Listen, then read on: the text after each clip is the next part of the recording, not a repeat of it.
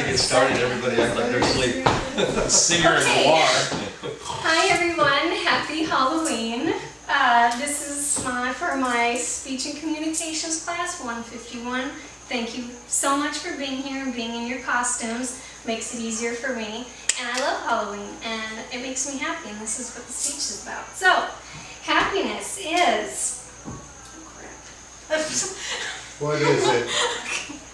So happiness, according to Wikipedia, is a mental or emotional state of well-being defined by positive or pleasant emotions ranging from contentment to intense joy. So are you happy? What's, are you happy? Yes. I think Okay, so. good. Well, what Extreme makes joy. you happy? Time with family, contributing to your community. Is it music? Is it having fun? New car, new toy? There's a million things that might make you happy. But what do you think will make you happy? So we've all heard the American dream. In our society, many of us are brought up to believe that graduating college, getting a job, finding love, buying a house, making money, getting married, having kids are all the ingredients to happiness, and that may be the case for many. The problem with this is the question itself. What do you think will make us happy? I interviewed psychologist Lucy Jones. She's been a counselor and a psychologist for 30 years. She's got her PhD. And she's had tons of experience with counseling and being, and so she's met very many people throughout her years, met many people on the spectrum of happiness, from very sad to very happy. And she says a common thread among unhappy people or discontented people is they think that I'll be happy when. So when I get the promotion, when I lose 10 pounds, when I get married, which sets us up for failure. So what we think we need to do diminishes the enjoyment of the present. So Lucy Jones, she says, in her experience, the unhappiest people feel they lack choices and they have lost their sense of humor and ability to laugh at themselves. So research says that 50% of happiness, what determines happiness, is genetics. So in your genes and part of your environment and how you grew up. 10% is external circumstances, and 40% is actions and thoughts, what we do to make ourselves happy in our lives. So your inherited genes may be what keeps you at your current or chronic state of happiness, and this doesn't change that much throughout your life. 10% on a global level, 10% so is external circumstances. So on a global level, the happiest countries are not necessarily the richest, but they enjoy the freedoms to make choices within their lives and feel like they have control over their choices. And they have access to education and health. And education and health and the financial means to have their basic needs met.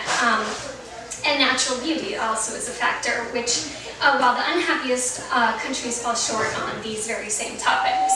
So if you are among the many that are not as happy as you think you can be, what do you think keeps you from attaining a greater level of happiness? So let's start with what happiness is not. It's not having all your personal needs met all the time. It's not always feeling satisfied with life. It's not feeling pleasure all the time, and it's not never feeling negative emotions. One of the misconceptions about happiness is that happiness is being cheerful and joyous and content all the time, but it's not. Being happy and leading rich lives is about taking the good with the bad and learning how to reframe the bad. So another misconception is that the more money you have, the more happy you'll be. Where, yes, there's a big disparity between happiness when you're making $5,000 compared to $50,000, there's a very big gap. However, studies show that 50,000 to 50 million, there's not a very big difference in levels of happiness.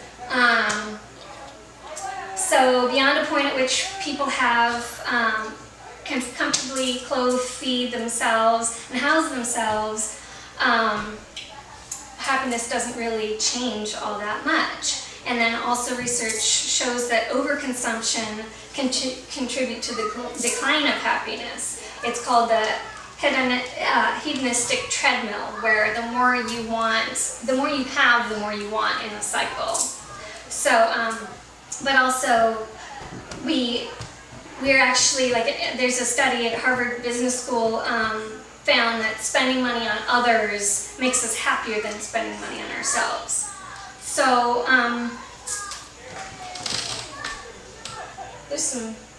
here's the little fulfillment curve. Once you reach enough, happiness actually tends to decline.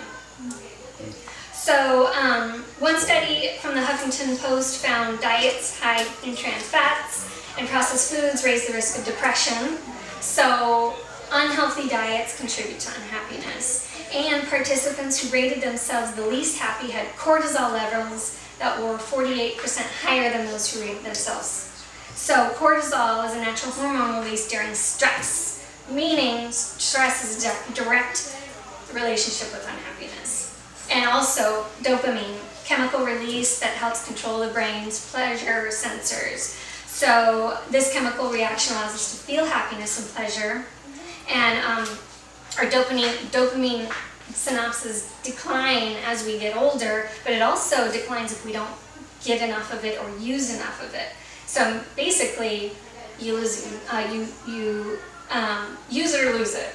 So physical activity and novelty, meaning different experiences, new experiences, boosts dopamine. So in all, what are the ingredients to happiness? So pleasure, tasty food, warm baths, the joys we feel on a daily basis culminate and contribute to happiness and laughter.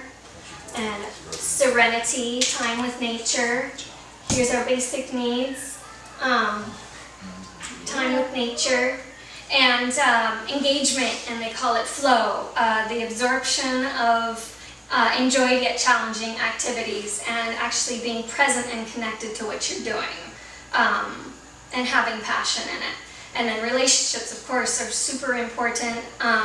Social ties turn out to be extremely reliable indicators of happiness. And then good health, of course, exercise, rest, sleep, healthy diet, and limiting excess. And then meaning, or life's work, perceived quest or belonging to something bigger, and that includes faith. And not necessarily religion, but faith that allows you to feel a strong connection with your community and feel like you have a support network and people you are close to. So it contributes to happiness from that sense of community and place in the world. Accomplishments, having realized tangible goals, and then gratitude, purposely choosing to be positive and grateful, deliberately acting and thinking with non-judgment of others and yourself. And knowing that all things change, that's an important one. Being accepting and adaptable to life's changes and complications eases stress. So in all, true happiness and contentment isn't a single thing. It's a culmination of genetics, feelings, personality, emotions, healthy relationships, and other variables in life circumstances. But in all my research, every scientist, psychologist, and happiness expert agreed on one thing, and that's that happiness is a choice. That the number one ingredient to leading a joyful and happy life is to make the decision every day to be happy. And that is all. True that. Encore. Now you gotta play the song. Next session.